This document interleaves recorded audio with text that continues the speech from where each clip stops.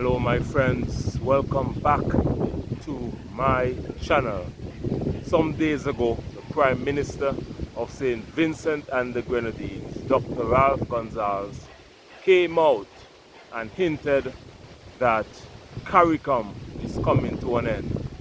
He lists the disadvantages of the smaller islands in the OECS and the advantage that the larger Caribbean nations such as Jamaica, Trinidad and Tobago and Barbados,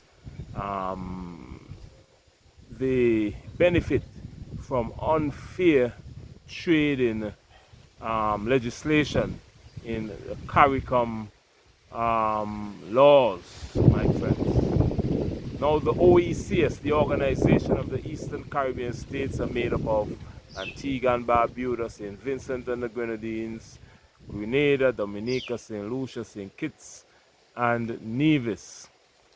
And St. Lucia, I think I said already. And he said that those islands, those smaller islands, are being disadvantaged. I want you to have a listen of Dr. Ralph Gonsalves, the Prime Minister of St. Vincent and the Grenadines.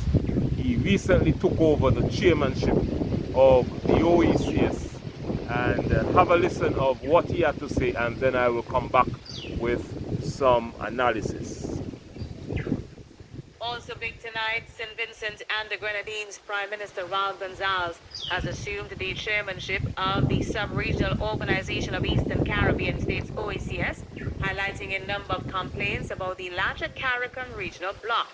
Like St. Lucia opposition leader Alan Chasney had done during the meeting of the OECS Assembly on Tuesday, Gonsalves said that to address some of these issues, the OECS may have to decouple from some elements of Caricom.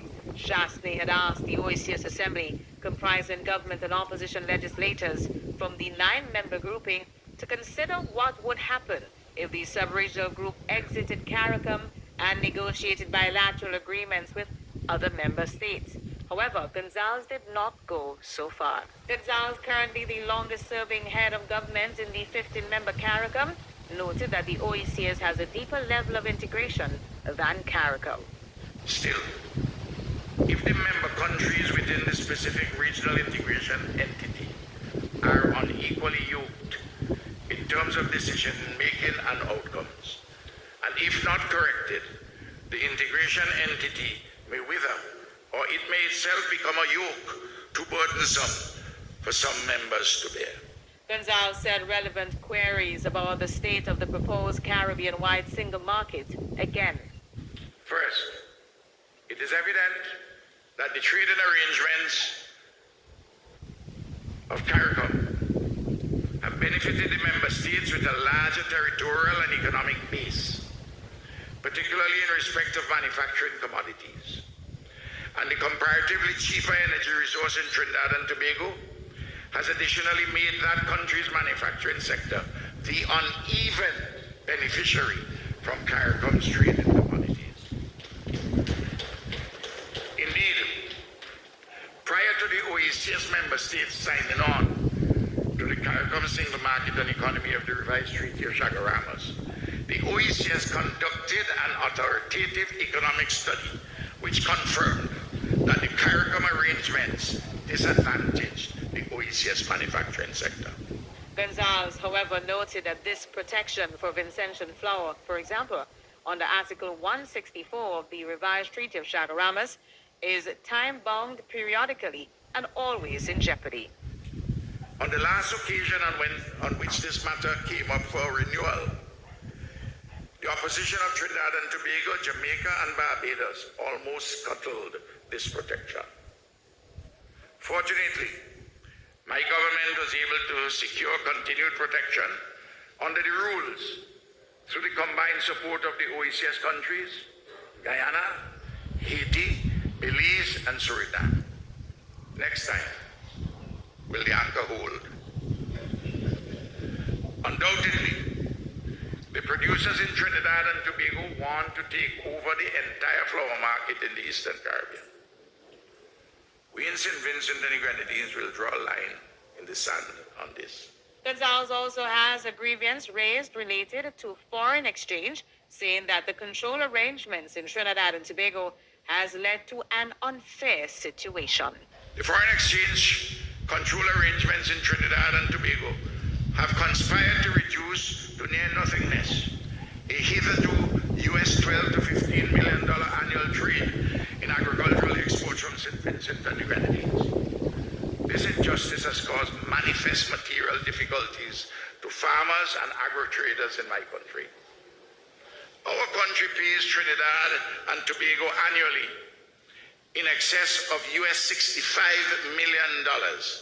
We pay in hard foreign currency for visible exports from Trinidad, mainly petroleum products and manufactured goods. But our sister Caricom country cannot find less than a miserly $4 million US in foreign exchange to pay for our agricultural products. This is absolutely unfair and ridiculous. Our traders are paid in Trinidad and Tobago dollars, which are not comfortable outside of Trinidad and Tobago. In Trinidad, they have to use the money to buy goods in Trinidad if they want to make some money on the back end. If they bring up the Trinidad and Tobago money, they may as well bring up monopoly money. Gonsalves also complained about unresolved issues related to the 2009 collapse of the Trinidad-based Clico financial empire, which resulted in hundreds of millions of dollars in losses for insurance and other investment policyholders in the OECS. There is still outstanding $64 million of the $100 million US dollars, which the last UNC administration under Prime Minister Kamla Persad-Bissessar had negotiated as a partial settlement with the OECS countries. I know this well. I was involved in it. In Suriname, Kenny Anthony was there. I said, tell you how long ago this thing happened, you know. Kamla's government paid US $36 billion shortly before she left office over 10 years ago. But the successor administration has failed or refused to honor the prior commitment. We reasonably expect that the new Persad-Bissessar administration will address this soonest. Gonsalves also took issue with Port of Spain's continued control of the OECS airspace. Trinidad and Tobago's continued control of our OECS airspace for its near-exclusive material benefit through its control of the relevant oversight authority remains a contentious issue which demands urgent resolution. This bristles. Neither Barbados nor the OECS has representation on that oversight body. We get no accounting and there is no transparency.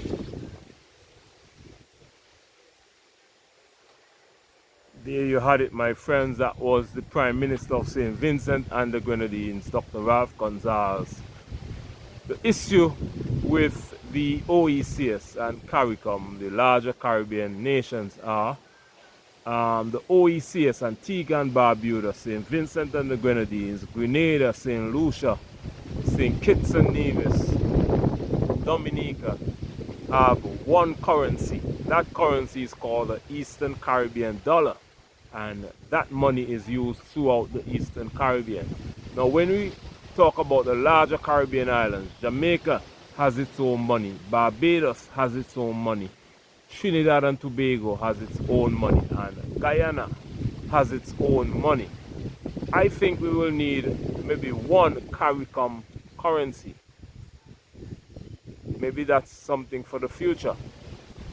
One Caricom currency. So in Caricom we face the same issue as in the African continent, because in Africa, for example, you have the African Union, which is the whole 54 countries, but then you have the SADC, Southern African Organization, you have ECOWAS, which is an Western African organization with all the Western African countries, you have the East African Community with all the East African countries, Kenya, Uganda, Ethiopia, Rwanda, and then you have one large Caricom organization. The Caribbean now has Caricom, which makes up the whole English-speaking Caribbean. Then we have the OECS, the Organization of the Eastern Caribbean States, which makes up the smaller Eastern Caribbean island nations. But then outside of that, you have Barbados on its own, Trinidad on its own, Guyana on its own, Jamaica on its own.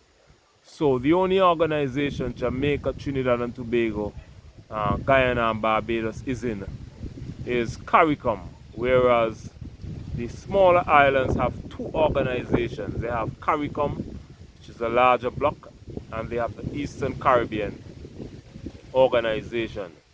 So what Gonsalves is saying is that when the Eastern Caribbean operate in their own organization, they get things done easier. In terms of you have free movement between the Eastern Caribbean. Somebody from Antigua and Barbuda can go to St. Kitts and Nevis and live and work without any visas, without any work permit, anything. Somebody from St. Lucia can go to Antigua and Barbuda, live and work, no visas, no work permit. It's like one state, the Eastern Caribbean. And I think that's a great union. Caricom was supposed to be like that, but Caricom is not like that. But Gonsalves mentions the drawbacks to Caricom. He said Chasnet, the opposition leader of St. Lucia, actually called for the end of Caricom. He said the Eastern Caribbean organization is the way to go, and maybe we can do bilateral relations with Caricom. But my friends, let me know what you think about this. Let me know what you think about Caricom. Let me know what you think about the OECS, and comment your thoughts and opinion, and let me know what you think about this topic today. If you're watching for the first time, please consider subscribing to my channel. The mission of this channel is to bridge the gap between the African continent and the African diaspora. Also, we need to bridge the gap between the Caribbean nation islands as well. Because if we don't bridge the gap at home, how are we going to bridge it abroad? My name is Beyond. This is Beyond Uncut. You can, to join my channel and to become a channel member, to help to support the channel in carrying out its mission, you can click the link in this description box and join the channel, become a channel member. I also have a travel channel. The link is in this description box as well. Go on over right here in this box and sign up and subscribe to that channel. Subscribe to this channel as well. Every day I bring to you breaking news that affect, reacting to news that is coming out of the African continent and the African diaspora, which largely makes up the Caribbean island nation, African Americans, Afro-Canadians, Afro-Europeans, and Afro-British, my friends. My name is Beyond. This is Beyond Uncut. Thank you for watching today, and I'll see you again tomorrow in the next video. Before I go, like the video, share it with all your friends and family, and please subscribe to the channel and support the mission of bridging the gap between the African continent and the African diaspora. Much love, and I'll see you tomorrow in the next video. Bye-bye.